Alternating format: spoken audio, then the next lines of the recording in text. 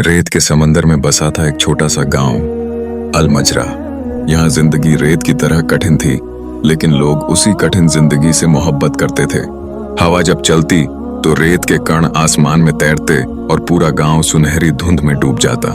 गांव के बीचों बीच एक छोटी सी मस्जिद थी, कुछ मिट्टी के घर और इक्का दुक्का ताड़ के पेड़ जो मानो आसमान को चीरने की जिद में जमे हुए थे।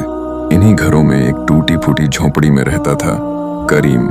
करीम एक साधारण इंसान जिसकी आंखों में असाधारण सपने पलते थे, बचपन के सपने। करीम का बचपन बेहद साधारण था। उसके अब्बा गांव के बड़े थे। टूटी हुई गाड़ियां बनाना, दरवाजे जोड़ना, दीवारों की मरम्मत करना, यही उनकी रोजी थी।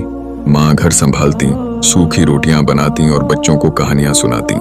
करीम भी और बच्चों की तरह मिट्टी में खेलता, गर्मी में नंगे पांव दौड़ता और सर्द रातों में माँ की गोद में सिमट कर सोता। उसके लिए वो छोटी सी झोंपड़ी ही पूरी दुनिया थी।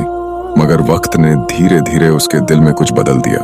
जब कभी गांव में दूर दराज के मुसाफिर आते, चमचमाते कपड़े पहनकर, ऊंटों पर बैठकर और अपने साथ लाते मोती जवाहरात की कहानियां, तो करीम की आंखें चमक उठती।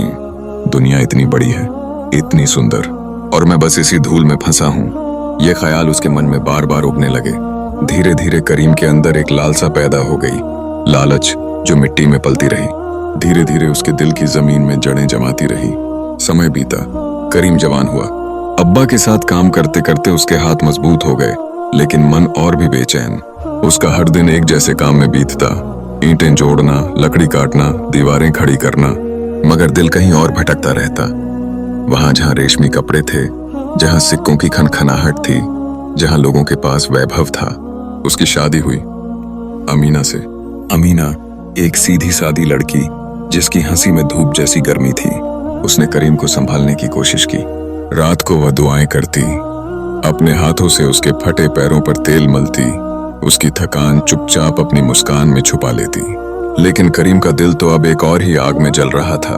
वो अक्सर रात को आंगन में बैठा रहता, दूर अंधेरे रेगिस्तान को घूरता, जैसे वहां कहीं उसका भाग्य छुपा हो। एक शाम जब धूप नरम पड़ रही थी और आसमान नारंगी हो चला था, करीम गांव की चाय खाने में बैठा था। वहां एक अजनबी आया था, ऊंट की पीठ पर थकी हारी नजर वाला एक मुसाफिर। उसने चुपचाप चाय पी और फिर धीमे स्वर में एक कहानी सुनाई, एक खोए हुए खजाने की कहानी। रेगिस्तान के बीचों बीच एक गुप्त नगरी है, अजनबी ने फुसफुसाते हुए कहा, जहां पुराने राजा ने अपना खजाना छुपाया था।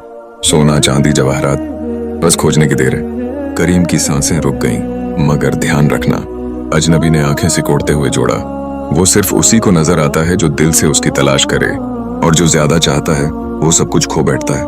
बाकी लोग हंसते रहे, इसे एक और बेमतलब किस्सा मानकर, मगर करीम के अंदर कुछ गूंज उठा। उस रात वो सो नहीं पाया।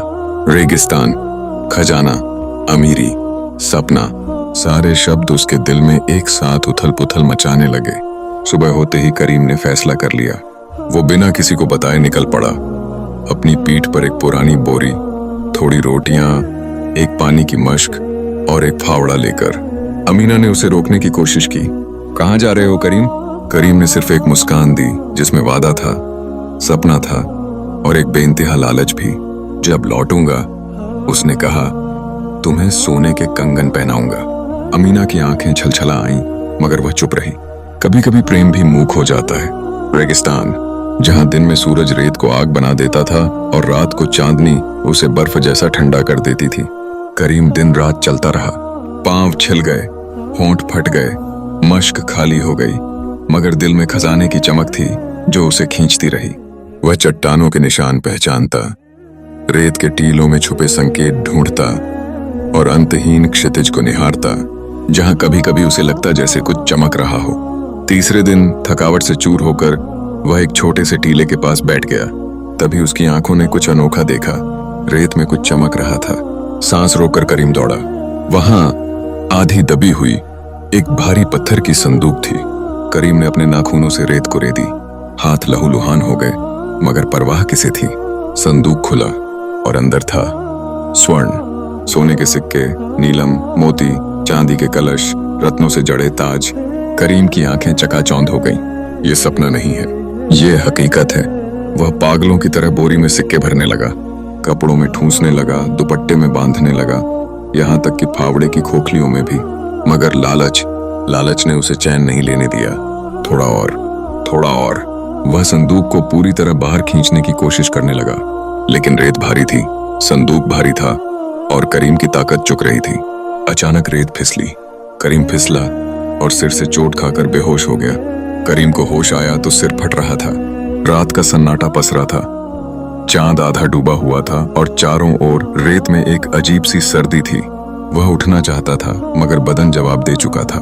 उसकी पीठ पर लदा खजाना, सिक्के, जवाहरात अब उसे बोझ लगने लगे थे। पास रखी संदूक अब फिर से आधी रेत में दब चुकी थी, जैसे रेगिस्तान खुद अपनी अमानत वापस खींच रहा हो। करीम ने भरसक कोशिश की, फिर से बोरी भरने की, फिर से कुछ समेटने की, मगर हाथ कांप रहे थे। आंखों के सामने अंधेरा छा रहा था। कई घंटे वह वहीं बैठा रहा, ठंडी रेत में, अकेला, डरा हुआ।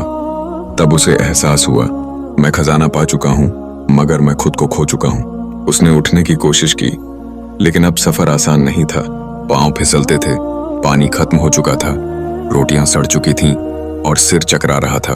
धीरे धीरे वह रेगिस्तान के भीतर और भटकने लगा। दिशा का कोई पता नहीं।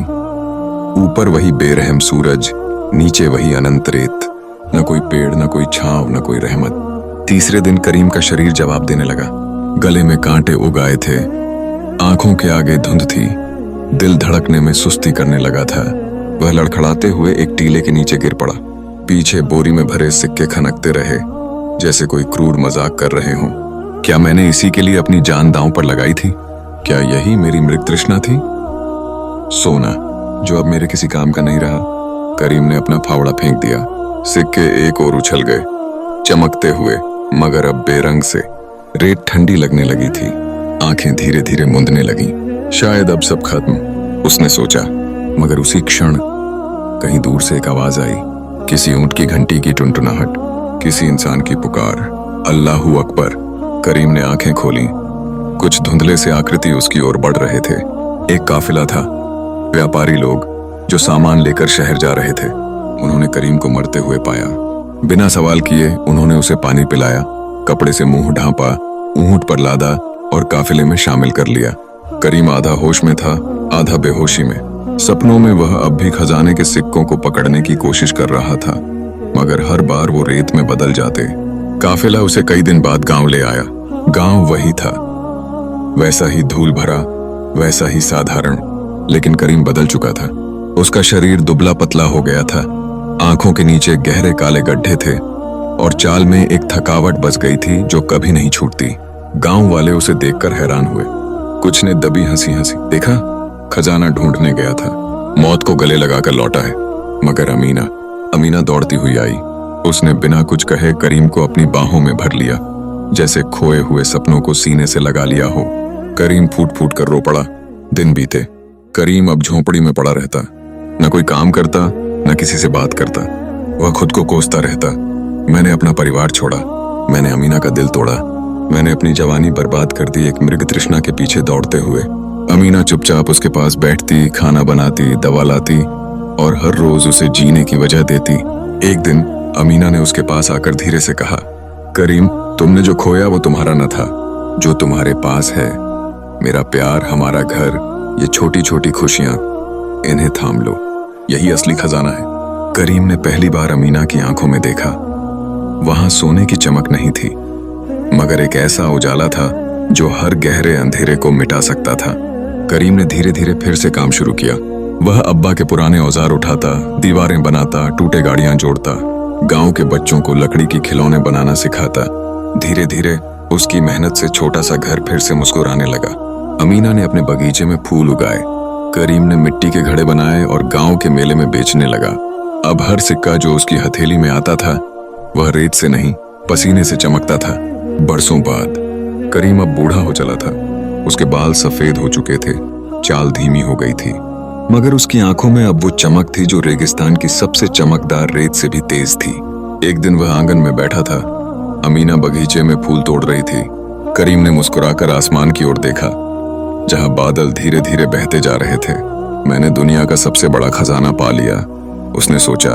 मुझे जानने में वक्त लगा, मगर आज मैं समझता हूं, सच्चा खजाना रेत के नीचे नहीं छुपा होता, वो तो हमारे अपने दिल में, अपने घर में, अपने अपनों में होता है। उसने गहरी सांस ली जिसमें धूल थी, फूलों की महक थी और तृप्ति थी।